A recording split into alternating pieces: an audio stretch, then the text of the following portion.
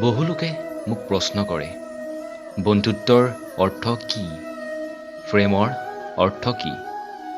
তাৰ উত্তৰত কেৱল মই মনে মনে হাঁহো। এয়া কেনেধৰণৰ প্ৰশ্ন? যেতিয়া এজন লোক বিপদত পৰে, তেতিয়া তেওঁ জানো সুধিব, বিপদ কি? প্ৰেমো ঠিক এনেকুৱাই, বছ হৈ যায়। ইয়াৰ অৰ্থ বিচাৰ কোনেও কৰিব নোৱাৰে। প্ৰেমত কোনো স্বাৰ্থও থাকিব নোৱাৰে। স্বাৰ্থ থাকিলে সেয়া আপোনাৰ প্ৰেম কেতিয়াও হ'ব নোৱাৰে। প্ৰেম প্ৰকৃততে সেই সম্পৰ্কৰ নাম য'ৰ পৰা আপুনি একো নিবিচাৰে। প্ৰেমত কেৱল সকলো দিবহে পাৰি। আপোনাৰ সময়, আপোনাৰ ভাৱনা, আপোনাৰ সুখ, সকলো আপোনাৰ ভালপোৱাজনৰ কাৰণে উজাৰি দিবলৈ মন যায়। যদি আপুনি প্ৰেমৰ পৰা বিনিময়ত কিবা বিচাৰিছে, সেয়া আপোনাৰ কেনে প্ৰেম? সঁচা কথা ক'বলৈ হ'লে যিজন প্ৰেমত পৰিছে তেওঁক আৰু লাগেই বা কি?